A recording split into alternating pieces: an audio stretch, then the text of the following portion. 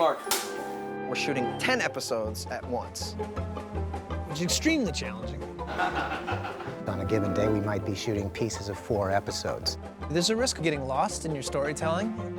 You rely on everybody. You just can't make any mistakes. The stakes are high to get it right. The consequences. Getting canceled, I guess? I just had sex with your dad. Maybe it's insane, I have no idea.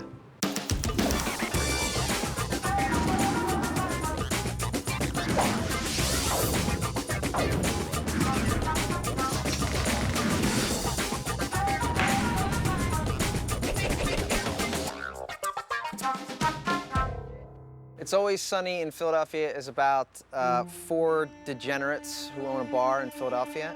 What you doing? I was doing some office stuff. It's 1 o'clock in the afternoon and you're piss-ass drunk. You think I'm ugly? Yeah. I'm not ugly, you're ugly. Yeah. It's about social topics, really. Israel just got to be too dangerous. I mean, you know, with everything that's happening. Well, that's a tough situation you got over there. that whole tsunami and No? well, the Superdome thing that. No, there's no It's Superdome. one of those places. They're like disconnected to their own level of narcissism, and everything seems to get reduced to, you know, a selfish brawl. Okay, everybody, you're making a scene. And at the end, nothing really changes. We're back to normal. We are back to normal.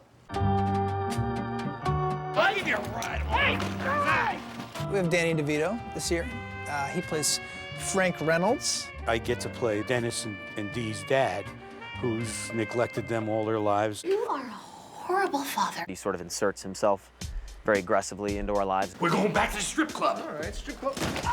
After hanging out with us for a couple of days, he recognizes that he was happy back when he was a scumbag.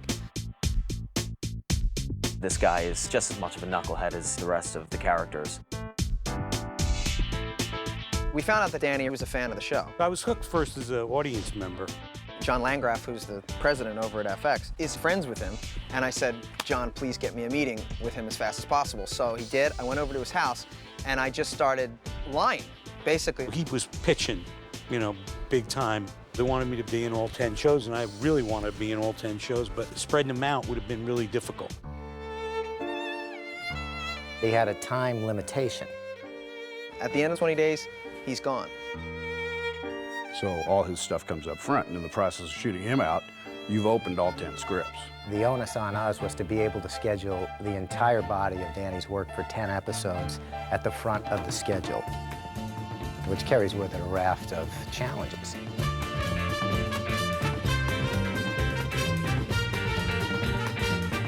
You're having to basically do your whole season's worth of work before you start shooting. It's like a large volume of water going into a very narrow shoot. In standard episodic television, the pattern has always been to do complete episodes at a time and rotate directors and assistant directors. In this case, we had to shoot all simultaneously and not in sequence. And so I'm directing all 10 episodes that we're doing. Most shows you can have 3 or 4 episodes that are written, and you can start shooting while the other episodes are being written. We couldn't do that. We had to very quickly write 10 scripts.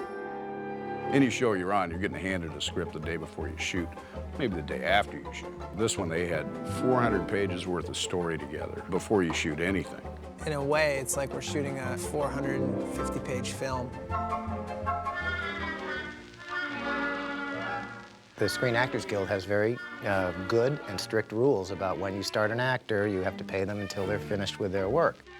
But if you're shooting parts of an episode and then coming back to it 3 weeks later, you know, there's huge cast carries there. A cast carry is when you hire somebody and then they don't work again for another 3 weeks. You have to pay them for the hold period.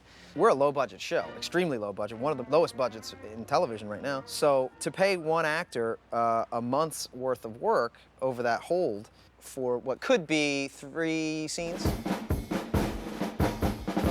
is strenuous, to say the least, on our budget. We have an actor that we lose at a specific time. So if you have miscontinuity or missed shots that include that actor, that's a real problem. The major challenge is keeping everything consistent.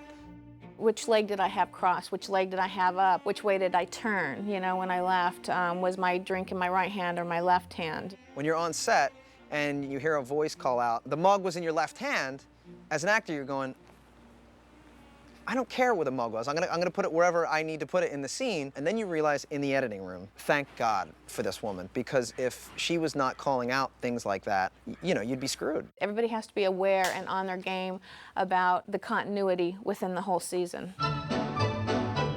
It's kind of like a movie, but this is like 3 movies. Just think of trying to keep the continuity of wardrobe between 6 or 7 story days times 10 scripts. Is very intense for wardrobe. We can't go to the director or go to someone and say, hey, oh, sorry, it's not going to match. So there's no room for error. 0, no room. Interesting. Danny's character starts off with a lot of money and goes through a lifestyle change. I'm giving it all away.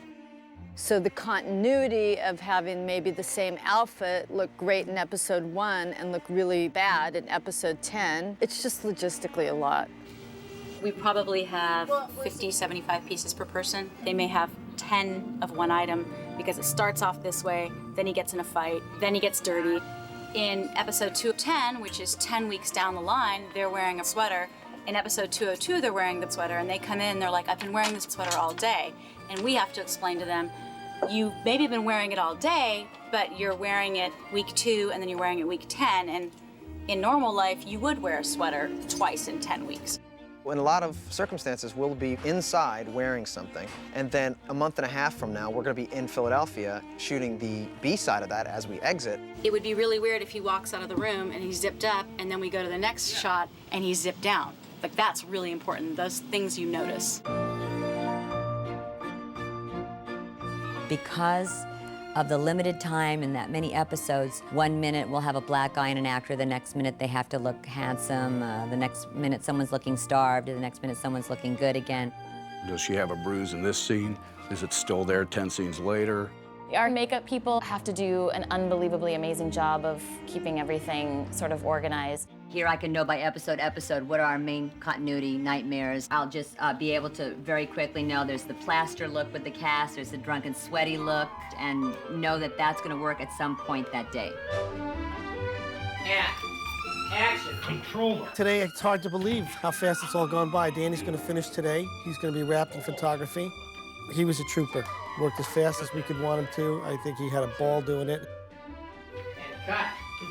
Ladies and gentlemen, that brings the successful completion of all of Danny's work. And we are gonna go down to Patty's bar and have a little celebratory goodbye. Oh, this is great.